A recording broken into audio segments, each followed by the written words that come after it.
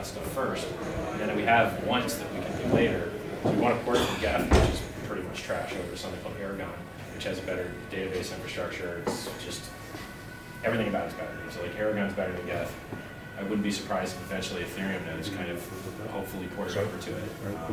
But you have to understand, like, there's only 5 Ethereum developers. So people say there's like 25,000 Ethereum developers, there's not. There's 20,000 guys working really hard to add extra load to the Ethereum network, which consists 90% of Geth nodes run by 5 guys.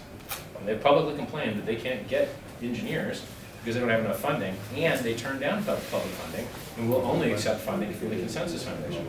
That doesn't sound like decentralization to me. It sounds like they're turning down money for the privilege of being more centralized. Very, very silly. And unfortunately, they have not done a good job. I mean, the Geth repository guy brought down Infura, which everyone uses for API access, like for the MetaMask, because they like stealth pushed a consensus fix or something. I hope that my dev team, since they're more numerous, can do a better job. I think they're higher quality devs, but I'm not really sure. I mean, we'll see. Right? Like, I know that the design decisions that the Geth guys made suck. Maybe they inherited some of them. Maybe they're not all decisions that fault. But there's a lot of progress that can be made. I mean, scaling in Ethereum basically is don't use Ethereum. Use a different server on L2 and then check it back. Well, why not actually scale Ethereum? You know, and occasionally you get a gas size increase. So after EIP 1559, they allowed some extra gas so you can do more transactions per block. Then there's some things that don't make any sense at all. So for instance, if you have a limited amount of space and you're bidding for that space, the market is going to decide how much they can bid. And this game theory of EIP 1559 of like putting a base and then a tip, I don't know about you guys, but the fees have been as bad as they've ever been. They're just absolutely horrible. Yeah, so. What's the reason why the fees are so much higher than in 2017? What's the reason? The actual adoption. Sorry? Actual adoption. So if you go on etherscan.io/gas tracker, you're going to be able to see how much people spend per day per contract in gas. So for instance, yesterday, Hex was number 37 gas consuming contract. It was about $75,000 in the previous 24 hours. That's $75,000 of Ethereum that miners are going to receive from hexagons to just dump the ETH price, which isn't any good. Right? They're not. When those miners get that money, they're just polluting the environment for that with that money. So one of the beautiful things about pulsechain is that we won't have an $80 fee to on-ramp new users any longer. We won't have destruction of the environment for giggles with proof of work. We will beat Ethereum 2.0 to market with more coins, more users, more battle-tested software. I can't wait to see what kind of bugs you do. It's going to be interesting to find out. How's it going? High five the mic. It's going to sound great on the stream. They say that. Yeah, so like, yeah, I mean, we've got really good stuff going on. I haven't tested the testnet yet, but like, I want to, you know. But for me, it's like, I was in Estonia to shoot this documentary thing anyway, and then now I have a car, I'm like this grand touring car. Oh right, well then I'll just make a loop, maybe end up back in Estonia, and then maybe I sell it. I don't know, maybe I keep it, and then I want to go back to my real workstation because I'm losing money right here. Like I'm not. This is expensive, and unless I get good content out of it, and it is nice to meet awesome hexagons. That is a very nice feeling. But for me, I want to build the stuff that scales to millions of users. So yes, we maybe have, I don't know, 100, 200, like, how many people do we have here? 100 people maybe. So you know, it's awesome to meet 100 guys. But if I sit at home and I fix something like, hey, you know, on the Hex website, there's not even a video on how to stake. It seems like we might want to have that. It doesn't make any sense, right? Like fiat on-ramps impossible. We have people that try and buy it and they just can't. Like, sorry. Oh well. Good luck trying to find someplace that's like there.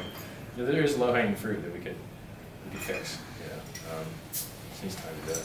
Anyone here have a really good question? The off-ramp. Off-ramp. On the off-ramp is getting a problem in Europe now. Good. I don't want you to sell anyway. Sell your house. I had this literal same conversation over in the other room. For you guys that want off-ramps, I know you can get into Ethereum, and I know you can get into USDC, and I know those are the two most liquid pairs for Hex in the entire world. And if you can get into those, they're listed absolutely everywhere. So there is absolutely no problem off-ramping out of Hex at all. Yeah, I mean the banks. Oh. If I want to get Right. money to the bank, it worked one time, Yeah. and now they You mean to put money in, you mean? yeah. On-ramp. Get it to the bank and then Yeah. In English we call it on-ramp. Yes, I think fixing on-ramps would be awesome. right now we have to endure Ethereum fees when you don't want Ethereum, you want Hex. And you have to pay Ethereum fees when you don't want Ethereum, you want Hex. I think Pulse is going to solve a lot of that, and I think Pulse is likely to open up some gatekeeping. But really, I mean, as long as, so let's do a thought experiment here. The most liquid pair for Hex in the world. Well, let's skip Hex for a second. Pulse is going to exist soon. There's going to be Hex on the Pulse network. There's going to be Hex on the Ethereum network. There's going to be Pulse Swap, fork of Uniswap v2. People can bridge in their ERC20s, pair them with their free PRC20s. My guess is it'll be a very successful yield farming program. They'll be rewarded with Pulse Swap tokens for doing that. So I'll be posting charts of Pulse Swap, Pulse, eHex, and Hex. And so someone might want to list all those PRC20s because people are going to want to trade them, in my opinion. You know, I don't have a crystal ball, can't predict the future. I did call that 10,000x though. That was pretty cool. You remember when I had to take that video down? I said this was designed to do 10,000x performance in our 2.5 years. And there was literal journalists like messaging me like, I'm gonna put you in jail. This is, I'm like, bro, like, no, this is what? And then it did it. And now where's my apologies? Don't get that many. I get occasional, a couple. But I should get thousands, basically. But, I mean, I saw some guy on Twitter burning some letter somebody sent them advertising Hex. And I'm like, hey, you kept the Pulse one. Nice, dude. Yeah. And then talk smack. I'm like, hey, wait a second. You don't know what you're talking about. I'm the best person in this industry. You want to take my title as best person in cryptocurrency? Donate more money to charity or raise more money for charity. Call the top on the day. I'll wait. That did 55% off my top call. No, you didn't call the top of the day. No, you didn't give Bitcoiners free millions of dollars. All these airdrops. No, when Satoshi, when Bitcoin.org was hacked, you didn't go live and tell everyone to watch out for the scam that was on it. Right? I'm the best person in cryptocurrency, and I would love for someone to take the title from me and make the world a better place over it. But who's going to do it? Guys shilling margin trading, destroying lives left and right? Probably not. You know, so I'm happy to be able to brag about that. Like, now other industries, I'm probably not the best person, but in this particular one, I'm winning this game, and I want that respect. That's what I'm in this for. Like, I have more money than I can spend.